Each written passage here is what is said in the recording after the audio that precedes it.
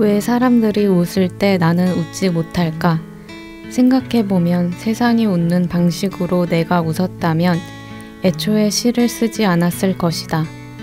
세상이 미소 짓지 않는 방식으로 내가 미소 지었으므로 시를 쓰게 되었기 때문이다. 슬픈 이야기다. 들어는 봤지만 읽지는 못한 당신을 위한 다독다독 책장의 문을 열겠습니다. 네, 2부가 시작되었습니다. 네. 와우. 야, 네. 갑자기 너무 발랄해지는 거 아니야? 1분 울고 시작했으니까 2부는 조금 네, 잘해보려고. 네. 사람을 미워하는 가장 다정한 방식 문보영 작가님 모시고 이야기 나누고 있는데요. 지금 이 서두에 말씀해 주신 것처럼 작가님이 어떻게 시를 만나게 됐는지 되게 궁금해요. 제가 시를 처음 읽게 된 거는 대학교 3학년 때였는데 원래는 제가 교육학과가 전공이에요. 근데 이중 전공을 신청을 해야지 선생님을 할 수 있으니까 영어 선생님이 되려고 했지만 학점이 나오지 않아서 영어 교육학과를 갈 수 없었고 그래서 차선으로 국어 교육학과를 갔거든요. 근데 거기서 되게 우연히 소설을 쓰는 수업이 있었어요. 그 수업을 들었는데 되게 재미있게 들었고 짧은 소설을 2편 한 학기 동안 2번 가져가는데 맨 처음에 가져갔을 때는 되게 많이 혼났는데 그것도 되게 정신 마사지를 받은 것 같은 되게 기분이 좋았어요. 왜냐하면 제가 쓰는 글이 어디로 가야 되는지를 너무 속 시원하게 말씀해 주셔서 그래서 2번째를 가지고 시가 아니라 소설을 가져왔는데 그냥 기분이 좋았던 것 같아요. 그래서 소설을 계속 써야겠다 생각해서 그 분께 제가 연락을 드렸어요. 제가 누군가에게 뭔가를 가르쳐 달라고 연락했던 게 처음이자 마지막이었던 것 같은데 그분이 오태한 시인이셨어요. 시인인지도 모르고 그냥 강사분이시고 글을 가르치시는 분인 줄 알았는데 시인이라고 하시면서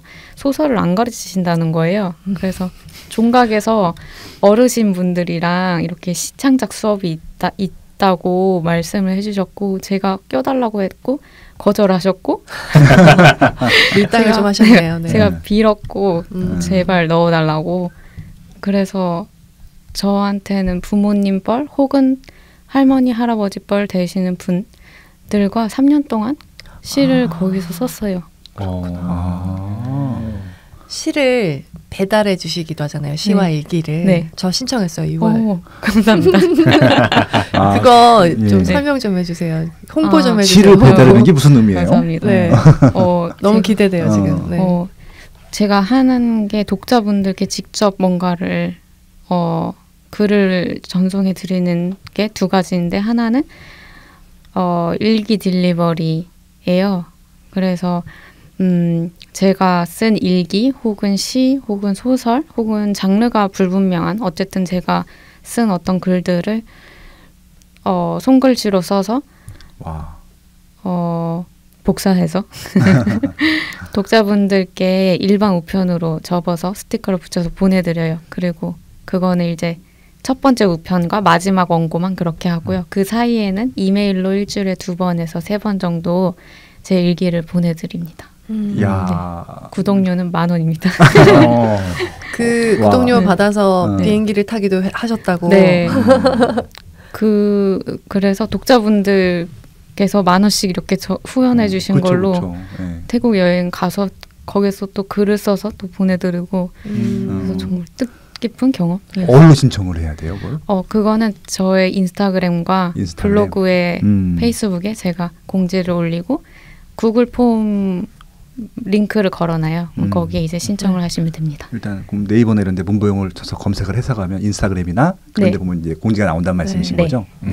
근데 왜 메일함이 업무 혹은 영수증 같은 거 그런 것만 오잖아요. 스팸 이런 것만 오는데 문보영 작가님의 글로 채워질 걸 생각하니까 너무 기대되고 또 스티커를 진짜 많이 사셨더라고요.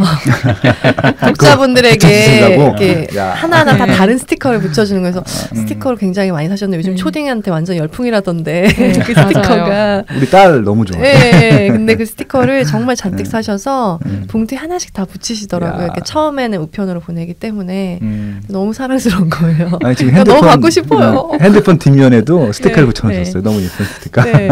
그래서 이렇게 좀 이렇게 사랑스러운 작가분의 글을 또 계속 한번 읽어볼까요? 네. 네, 이 책에 보면 네. 일러스트 그림이 있는데 네. 이거 혹시 뭐 직접 그리신 건 아니시죠? 네, 그럼요. 아리라는 일러스트레이터 분께서 그려주셨어요. 또 너무 좋더라고요. 예, 또 안에 사파들도 있는데 그것도 그림 너무 좋고. 네, 이 내용에 맞게 그림을 그려주셨더라고요. 네. 저희 로사님도 그림 오. 그리시는 거 아세요? 이거 사파도 많이 그렸어요. 아. 다음에 혹시 작품 활동하실 때 네. 참고하시라고요. 네. 아, 근데 진짜 그림도 그리시고 춤도 추시잖아요. 근데 왜 브이로그에 춤 영상은 안 올라오는지 너무나 궁금하고 따지고 싶습니다. 어떤 춤을 추시는 거예요? 저는 주로 힙합을 힙합. 하고 그 연습실이 찍고 싶은데 친구들이랑 같이 연습을 하다 보니까 찍기가 네. 어렵고 무엇보다 제가 아직 자신이 발만 나오면 안 되나요? 그렇게 한번 해보려고 해요. 발이라도 네. 스트레칭이라도. 나오는 그 친구분들이 뭐 이 책에 드러나는 그 인력거나 흡연구역 이런 분들이에요? 아니면 다른 그 분들? 친구들은 춤을 추진 않고 아, 네 그렇습니다. 춤을 누구한테 배우세요? 친구들 중에 댄서도 있고 그래서 그 친구들이 가르쳐 주기도 하고 네. 그 연습실을 같이 쓰는 친구들끼리 모여서 안무를 따서 혹은 안무를 짜서 연습을 하기도 합니다. 야, 그럼 기존에 있는 그런 가수들 그거 따라하기도 하세요? 네, 그럼요. 제일 잘 하시는 노래 어떤 거예요?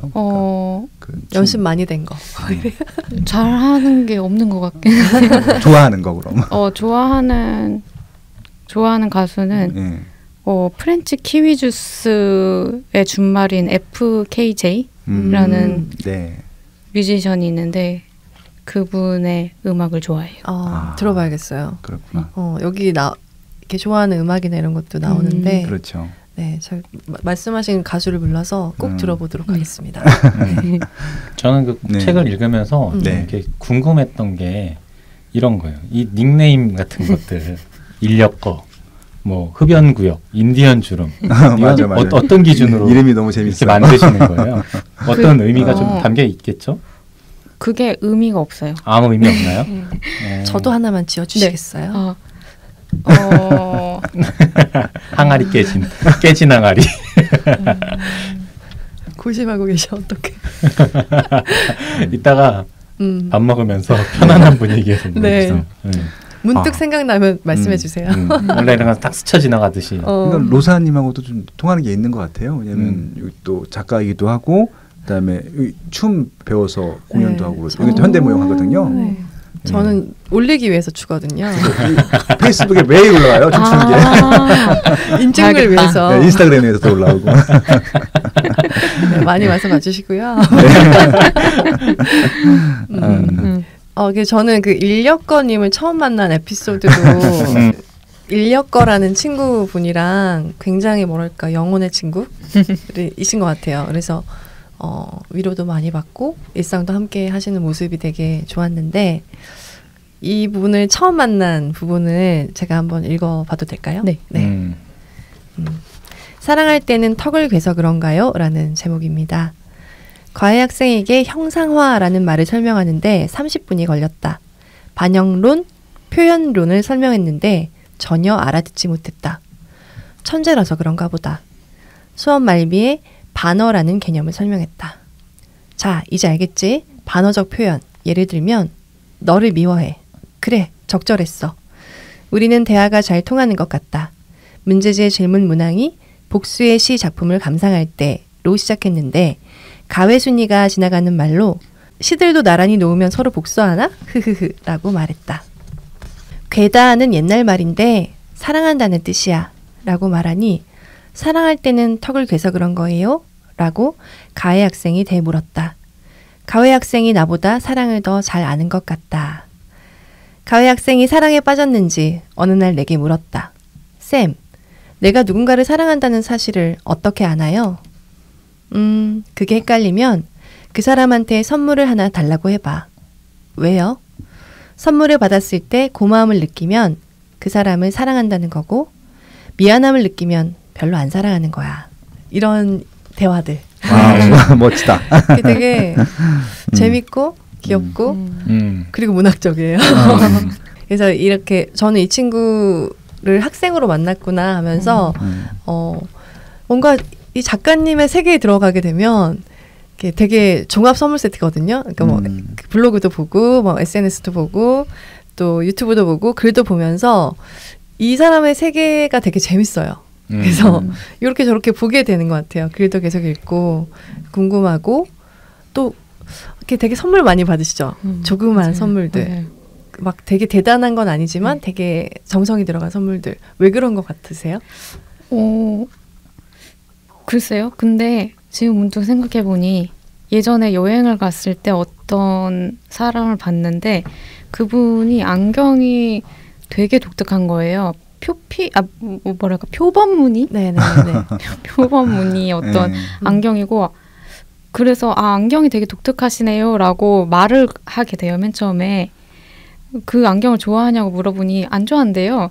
근데 이걸 끼면 사람들이 자기한테 말 걸 때 편하다는 거예요. 그래서 그렇구나 이런 생각을 하고 있었는데, 요즘 낭독회를 가면서 제가 받는 선물들이 있는데 피자가 그려진 어떤 것이 리틀미를 좋아해요. 무민에 나온 그 인상을 잘 쓰는 캐릭터가 있는데 그 캐릭터 좋아하고 돼지 인형도 좋아하는데 다 그런 것들을 주시고, 주지 않으시더라도 말을 걸 때 그 화제를 경유해서 저한테 오시더라고요. 네.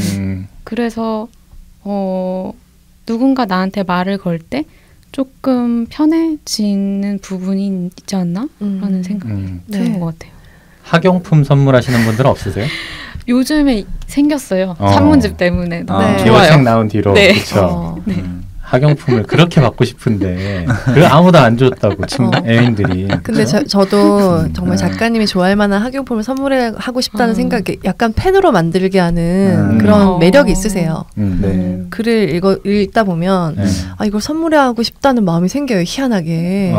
그게 펜이 되어는 가는 과정인가 봐요. 뵙고 나면 더 강해지고. 네, 그래서 장난감인데. 그래서 작가님께 정말 작가님 깜짝 놀랄 만한 학용품을 선물하고 싶다 이런 생각을 했는데 브이로그를 보다 보니까 항상 그런 학용품점에 다 들르세요. 그래서 내가 더 좋은 걸 선물할 수는 없겠구나 이런 생각이 포기 막 이런 생각을 했거든요.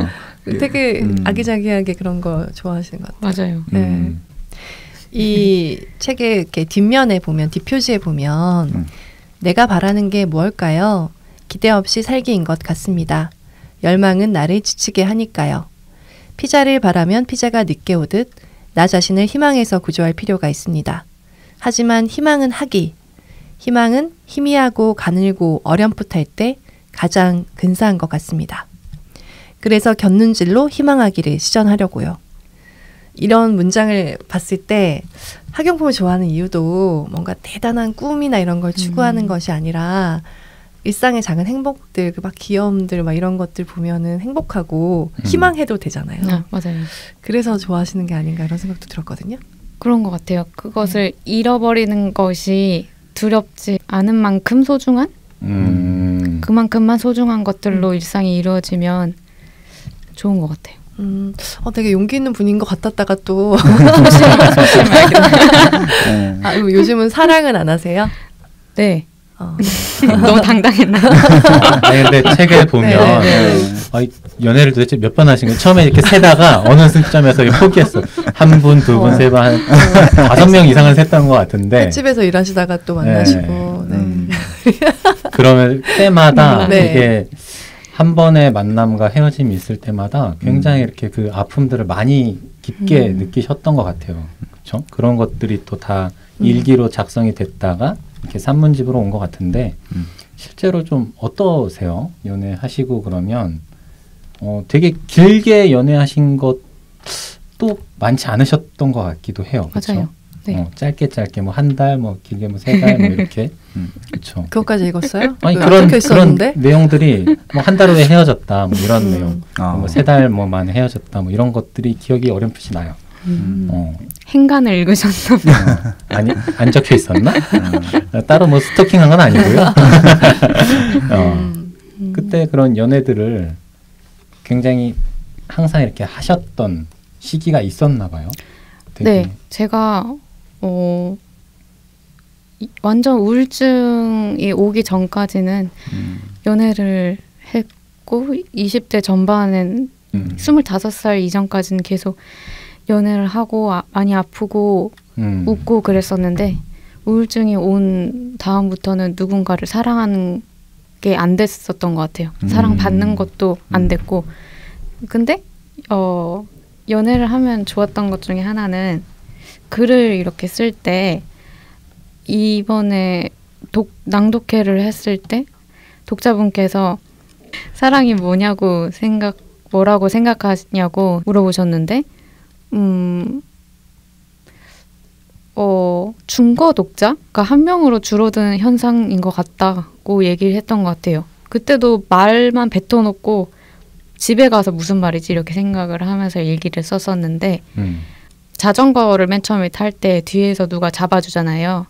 약간 그런 느낌으로 글을 쓸 때는 많은 사람을 염두에서 쓸수록 글이 잘 안 되고 자신감이 사라지거든요. 그러니까 모든 사람들을 만족시켜야 될 것 같고 누가 이 말을 하면 그 말을 들어서 그렇게 달콤한 말을 쓰기도 하고 또 왜 그런 알랑방귀를 끼냐는 말을 들었을 때 또 그러면 되게 또 다른 글을 쓰게 돼서 제가 팔랑귀여서 여러분들의 많은 분들의 말을 들을수록 글이 정체성이 사라져요.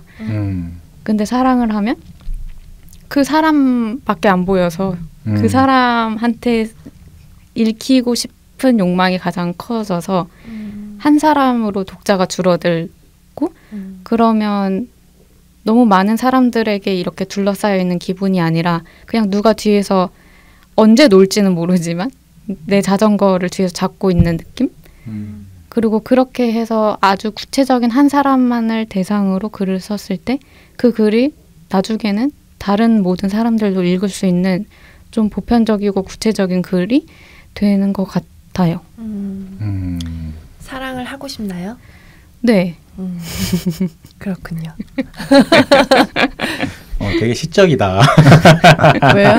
그런 느낌. 궁금하잖아요. 그러니까 이제는 마음이 어때요? 이제는 많이 회복했기 때문에 누군가를 만나고 상처받는 거에 대해서 그렇게 그냥 감당할 수 있지 않을까 어느 정도는 그런 생각이 들어요. 이제 유명해지시면 연애하기가 더 힘드시지 않을까요? 이제 공개 연애 이런 거 이제 그렇죠. 그럼에도 불구하고 사랑은 하고 싶다. 네. 아니 뭐 이런 말은 되게 조심스럽긴 한데 뭐 하고자 하면 엄청나게 대시 많이 받으실 것 같아요. 되게 속세적이야. 속물적이야? 네. 네, 이 방송을 듣고 계신 괜찮다고 생각하시는 남자분들 한번 이제 여기 낭독회도 하고 책 딜리버리 서비스도 하고 있다고 하니까요. 일단 그렇게 차근차근 접근해 가시면 좋을 것 같습니다. 궁금한 게 이메일로 이제 딜리버리를 하시니까 답장도 많이 오나요?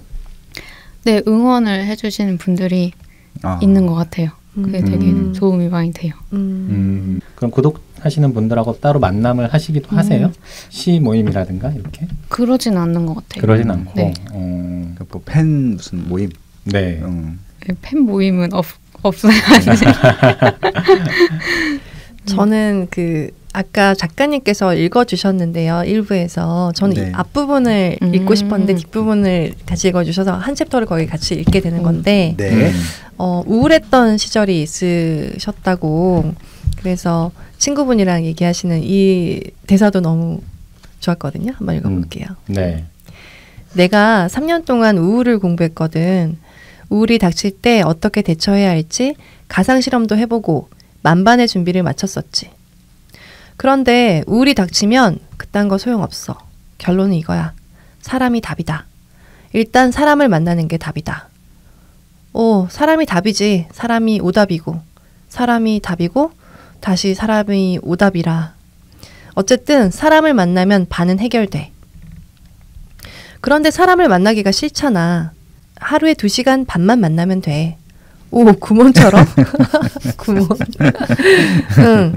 페이지 오른쪽 상단에 월, 화, 수, 목, 금, 토, 일 써놓고 딱 정해진 분량만 만나면 돼. 근데 2시간 반은 너무 길지 않아? 38분에서 52분 정도가 적당하지 않을까? 이동시간 포함해서 말한 거야. 만나러 가는 시간이랑 돌아오는 시간 합쳐서 2시간 반. 이런 대화가 너무 재밌어요. 근데 저도 2시간 반은 좀 길다고 생각했거든요. 근데 제대로 좀 그 사람을 만나고 싶어서 만나면 한 3시간 정도가 걸리더라고요. 맞아요. 네, 그 이상은 이제 조금 이제 서로 좀 시간도 필요하고. 근데 38분에서 한 52분 정도 괜찮은 것 같아요. 잘 외우시네요. 그러니까 왜 조금 우울한 사람이 우울한 마음 상태에서 이제 약간의 위로와 어떤 리프레시를 줄 수 있는 시간 정도는 2시간 반은 뭐 이런 게 공감이 되는 게 너무 웃긴 거예요. 우리 딱 28분만 녹음하자. 그래, 몇 분 남았니? 그러니까 되게 문장 하나하나가 네. 이렇게 보면 톡톡 튀는 부분도 있고 되게 재밌고 유쾌한 부분도 있고 그래서 더 읽는 재미가 있는 그런 산문집이었던 것 같기도 해요. 그러니까 언어를 쓰는 방법 자체가 다르잖아요. 일반인들하고. 네. 그것들을 하나의 어떻게 보면 이제 의인화도 하고 뭐 이렇게 좀 감정도 넣고 그래서 네. 사람들을 더 이렇게 풍성하게 해주는 것 같아요. 기분을. 네. 예. 저도 좀 재밌게 읽었던 부분 또는 그리고 이 책을 읽고 나서 이제 작가님을 만났을 때 이 부분 때문에 좀 필요할 수 있겠다. 로사님이 처음에 지적해준 부분이기도 해요. 지적했다고요, 제가? 알려줬던 그러니까 맨날 이걸 설명을 해달라고 하는 부분이 되게 네네. 필요한데 아마 이 대목을 읽고 그런 얘기를 좀 하셨던 것 같기도 하거든요. 예, 어떤 삶의 성의를 갖기가 어려워요라는 제목이고요. 121페이지입니다. 121페이지. 여기 보면 이런 내용이 있어요. 우리는 개걸음을 쳐 옆으로 자리를 옮겼다. 나는 생각했다. 설명하기 싫다고. 설명에 지쳤다고. 왜 슬픈지, 왜 죽고 싶은지 설명하느라 지쳐버렸다고. 어느 날 이상한 글을 썼는데 그러니까 나는 개떡같이 말했는데 누군가 찰떡같이 알아들었다. 그게 시구나 싶어서 시를 썼다. 개떡같이 말했기 때문에 찰떡같이 알아듣는 누군가 생겼구나 믿으며. 그러면 앞으로 훌륭한 개떡이 되도록 애쓰자. 독자가 찰떡이기를 바라면서. 왜냐하면 우리가 바라는 것은 이해심이 아니라 이해력이기 때문에. 이런 문장도 네. 되게 이렇게 오랫동안 여운이 남는달까? 다들 막 뭔가 내가 어떤 사건을 겪거나 어떤 경험을 하거나 뭐 이렇게 특히 시 같은 거 이렇게 함축적으로 쓰면 저희처럼 이제 읽고 난 다음에 질문을 던져야 되는 사람 입장에서는 왜 이렇게 썼어요? 라는 질문을 안 던질 수가 없거든요. 근데 이 대목을 딱 읽는 순간 그래 그냥 되게 그랬겠지. 네. 힘들었겠지. 하고는 그랬구나. 이렇게 그냥 넘겨도 되지 않을까? 뭐 이런 생각을 좀 하게 되면서 그러면 내일 녹음은 도대체 어떻게 하지? 이런 저도 진짜 똑같은 고민을 했어요. 그러니까 잔인해질까봐 혹은 내가 끔찍한 시간을 보냈다고 생각하게 되실까봐 너무 걱정을 많이 했어요. 아까 유리알 같은 분이어서 깨질까봐 걱정을 했다. 상처받게 할까봐 염려했다. 이런 마음이 되게 컸던 것 같아요. 그래서 저도 같은 마음이었고 저는 미술을 전공해서 이제 전시회 가는 게 너무 좀 힘들다 이런 분들 많이 만났거든요. 근데 시나 그림이 좀 비슷한 것 같아요. 나는 이걸 어떻게 읽어야 될지 몰라. 나보고 어쩌라는 거지? 이런 식의 얘기를 많이 하시는 것 같은데 자기가 느끼는 게 옳다고 믿으면 어떨까 하는 생각이 들었어요. 그래서 맞아요. 좀 물어보지 말고 당신이 느끼는 게 맞아요. 별로면 별로고 이 문장에 훅 와닿으면 그냥 그걸로 좋은 거고 네. 그 그림의 색깔이 너무 내 마음에 들면 좋은 거고 사조를 몰라도 그런 느낌? 맞아요. 뭐 누군가는 이렇게 훅 와가지고 항아리가 깨져서 울기도 하고 누군가는 과거 20대 때 연애했던 것도 떠올리기도 하고 누군가는 힙합을 랩을 하시기도 하고 그러니까 이게 왜 언타이틀이라고 하잖아요. 막 현대 작품들이 그렇게 좀 다양하게 느껴달라는 되게 외침? 나는 제목을 정하지 않겠어요. 그냥 느껴주세요. 네. 이런 느낌? 네, 이신 것 같아요. 어떤가요, 작가님? 좀 찰떡같이 알아들었나요? 네. 아싸! 잘했어. 좋아요. 우리 작가님 보고 하나 더 읽어달라 그러고. 네, 작가님이 그러면 읽어주시고 싶은 부분 또 한번 읽어주세요. 네.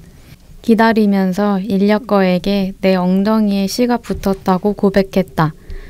무슨 말이냐고 물어서 나는 엉덩이에 씨를 붙이고 다니는 인간이라고 다시 말했다. 학교 근처 고시원에 살 때 정릉천에서 시를 썼다. 내천에서 시를 쓰는 게 좋아서가 아니라 학교와 반대편으로 산책을 하다 보니 정릉천에서 시를 쓰게 된 것이다. 시를 쓰다가 내가 아끼는 바지를 입고 있다는 사실을 깨닫고는 얼른 시를 쓴 종이를 바위에 얹고 그 위에 앉았다. 가져온 고구마를 먹고 그대로 집에 갔다. 그리고 문득 바위 위에 시를 두고 온 사실을 깨달았다. 어느덧 비가 오고 있었다. 우산을 쓰고 정릉천으로 갔는데 앉았던 자리에 시가 없었다. 주위를 둘러봤다. 우습게도 시는 다른 편 냇물에 떠 있었다. 종이는 스스로 갈 수 없는 곳이었다. 누군가 내 시를 주워 읽고 내천에 버렸거나 일어설 때 시가 엉덩이에 붙었다 떨어진 것이리라. 후자라고 생각하니 웃음이 나왔다. 몇 초 사이에 누군가 내 엉덩이를 보고 웃었을지도 모른다. 엉덩이에 시를 붙이고 다니다니. 문득 내가 자랑스러웠다. 물과 함께 흘러가는 시를 건져냈다. 물기를 먹은 종이는 아주 부드러웠다. 작은 구원처럼 느껴졌다. 구원은 이상하다. 한 번 끝난 인생이 다시 끝날 때 그 사이에 구원이 낑겨 있다. 구원은 늘 막간에만 드러난다. 아코디언처럼 주름이 쫙 펼쳐질 때 주름 사이사이에 구원이 숨어 있다. 오호라, 구원아, 너 거기 끼어 있었구나. 아주 막간의 구원. 구원은 연장이 잘 안 되므로 오셨을 때 잘 모셔야 한다. 그분이 가신 후 인생은 다시 끝나 있다. 끝난 채 지속된다. 그리고 어느 날 문득 다시 온다. 그러니 끝난 인생과 구원과 불행과 행복과 조금은 남남처럼 지내면 좋다. 길 가다 만나면 인사하고 다시 각자 가던 길을 가고 어느 날 다시 만나고 가끔은 피자를 나눠 먹으면 좋을 것이다. 네. 엉덩이에 깔려있던 시가 구원됐어요. 네. 자랑스러우셨군요. 브이로그에 보면은 이렇게 종이 뭉치 같은 거 항상 들고 다니시는 게 네. 뭐예요? 그거는 제가 태국에 갔을 때 여행을 하면서 책을 읽고 싶은데 책이 너무 무거운 거예요. 네. 보통 한 3-4권을 동시에 읽는데 그 3-4권을 다 몸에 가방에 넣고 다니기엔 힘들어서 찢어서 이렇게 돌돌 말아서 예쁜 마스킹 테이프로 붙이고 주머니에 이렇게 탁탁 넣고 다니니까 너무 좋은 거예요. 되게 바람 같고 바람처럼 가볍고 책이. 그리고 더 자세하게 읽게 되고 책의 모든 부위를 만지는 행위잖아요. 찢는다는 게 사실은. 그래서 책이 어떻게 생겼고 어떤 질감을 가지고 있는지 또 알게 돼서 그 어느 때보다 책을 되게 구체적으로 읽었던 것 같아요. 여행하면서. 그 책은 구원된 건가요? 파괴된 건가요? 집에 와서 한 권 더 사서 전시해 놓고 부활해놓고 네. 저자 입장에서 되게 좋네요. 네. 전 2권을 산 독자입니다. 예, 그렇죠. 인세가 더 올라가겠네요.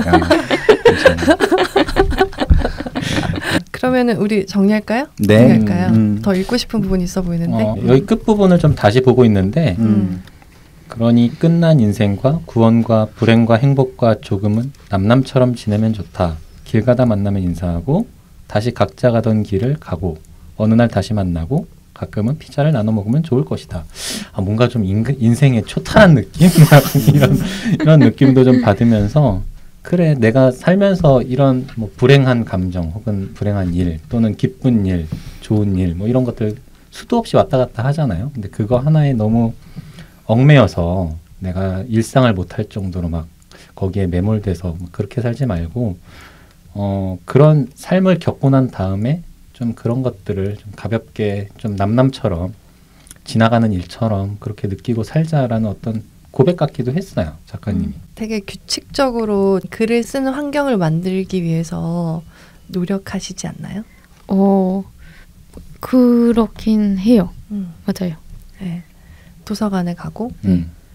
근데 사실 할 게 없고 그게 제일 재밌어서 아침에 일어나면은 좀 가벼운 발걸음으로 가는 것 같아요.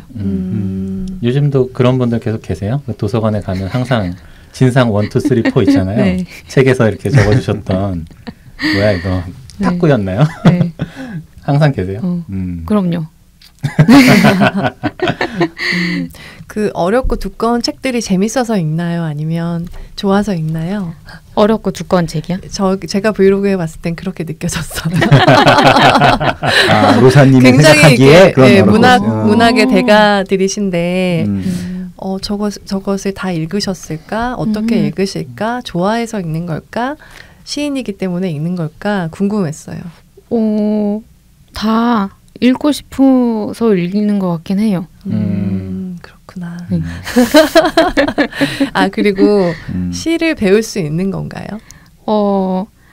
시를 배우는 건 아닌 것 같고 같이 쓸 수는 있을 것 같아요. 시 수업할 때도 가르친다기보다는 그냥 제가 재미있게 혹은 좋게 읽은 것들을 가져와서 사람들과 공유하고 또 서로 쓴 시를 읽어보고, 왜냐하면 시를 쓴다는 거는 쓰는 순간엔 제가 그 현장에 같이 있잖아요. 네. 결국엔 그 시의 첫인상을 제가 가질 수 없잖아요. 태어날 때 내가 있었기 때문에, 만들 때 사람이기 때문에. 그래서 누군가한테 시를 보여주고 합평을 하는 거는 내가 갖지 못한 첫인상을 다른 사람에게 부탁하는 거고, 그래서 서로에 대한 첫인상을 얘기하는 시간을 갖는 것 같아요. 감동한 적도 많나요? 이렇게 클래스를 하시잖아요. 시를 네. 가르치지 않고 공유하는 그런 거 하실 때 이렇게 다른 분들이 쓰신 시를 읽으면서 어떠신지 궁금했어요. 그런 수업의 그런 과정이나 이런 느낌들이 어떨까 궁금했거든요. 저는 계속 시 수업을 하고 싶어요. 왜냐면 또래들, 시를 쓰는 또래들, 그리고 구체적으로 고민을 하는 친구들이 있고, 시를 쓰는 모습이 저한테 자극이 되고, 그 친구들이 쓴 시가 좋으면 저도 너무 좋고, 근데 제가 시에 대한 고민을 멈추면 시 수업이 잘 안 돼요. 예전에 잘 했던 내용을 가져가더라도 제 고민이 이미 끝난 상태의 고민을 가져가면 수업이 안 되더라고요. 그래서 계속 저도 풀지 못한 고민을 계속 만들어야 해서 계속 시를 쓰고, 그것을 가져가서 얘기를 하고 남아서까지 끈질기게 질문을 하시는 분들이 계신데, 그게 되게 제 삶에 활력을 주는 것 같아요. 그러니까 이거를 저도 좀 그냥 막연히 생각해 보면, 시를 수업을 한다고 했을 때 도대체 뭘 가르쳐야 되지? 뭐 이런 생각이 좀 들긴 해요. 되게 본인이 느낀 무언가를 이렇게 글로 되게 좀 함축적으로 표현하는 게 시 아닌가라는 생각을 하는데, 그거를 남한테 어떻게 알려주겠어요. 그러니까 서로가 쓴 자기의 느낌들을 공유하면서 그렇게 느껴졌군요. 뭐 이렇게 서로 그러면서 영감도 받고 거기에서 궁금한 거 있으면 질문하면서 뭐 공부가 되는 그런 수업 아닌가? 네. 그러면 마지막으로 앞으로 활동 계획이 궁금합니다. 작가님. 일단은 그 1인 문해지를 시작했는데 5만 가지 문보영이라는 1인 문해지를 시작하게 된 거는 사실 장르에 대한 탐구를 하고 싶었거든요. 시, 가사, 소설, 일기, 만화 이 장르를 다 한번 해보고 싶은데, 그 장르들이 저한테 어떻게 구분되는지를 해보고 싶어서 이 문해지를 조금 더 해보고 싶다. 그리고 시집을 내야 하고 또 그 다음 산문집도 준비를 하고 있습니다. 나중에 소설도 쓸 계획이 있으세요? 소설은 아직까지는 되게 직업 의식이 없으니까 소설에 대해서는 탈출구처럼 심심할 때 끄적이는 정도? 네. 언젠가 제가 진지해진다면 쓰고 싶어질 것 같긴 해요. 네. 앞으로의 문보영 작가님의 글이 정말 기대되고요. 저는 6월에 배달될 그 문보영 작가님의 그런 글도 무척 기대하고 있겠습니다. 네. 네. 좋은 여름 보내세요. 네. 궁금하신 분은 네. 녹색 창에 문보영을 검색하시고 네. 네. 문보영 시인님을 검색해 주세요. 네. 네. 감사합니다. 자, 그러면 여기서 또 아쉽지만 마무리하시고 네. 한 저희 28분은 넘은 것 같고 32분 정도 했나요? 어떠셨어요? 어떠셨나요? 네. 그 팟캐스트를 나가면 보통 시집을 가지고 나갔으니까 시를 읽어주시는데 산문을 읽는 게 더 좋은 것 같아요. 그래요. 그렇죠. 네. 네. 저희는 시로 해도 좋았을 것 같아요. 네, 맞습니다. 네. 자, 그러면 아쉽지만 여기서 마무리하도록 하고요. 네. 네, 저희 다음 주 책. 네, 다음 주 책은 한근태 선생님이 직접 출연하시는데요. 네. 고수와의 대화, 생산성을 말하다라는 제목의 책을 함께 이야기 나눠보도록 하겠습니다. 네, 또 기대됩니다. 엄청 또 재밌으시잖아요. 네, 또 제가 또 업돼서 또 열심히 또 달려주겠죠. 또 네. 생산성 없는 사람 다 혼날 줄 아세요?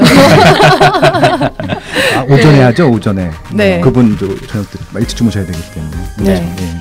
기대 많이 부탁드립니다. 네, 다음 주에 한근태 선생님 기대 많이 해주시고요. 네. 네, 사람을 미워하는 가장 다정한 방식 문보영 작가님과 함께한 산문집은 여기서 마무리하겠습니다. 감사합니다. 감사합니다. 감사합니다.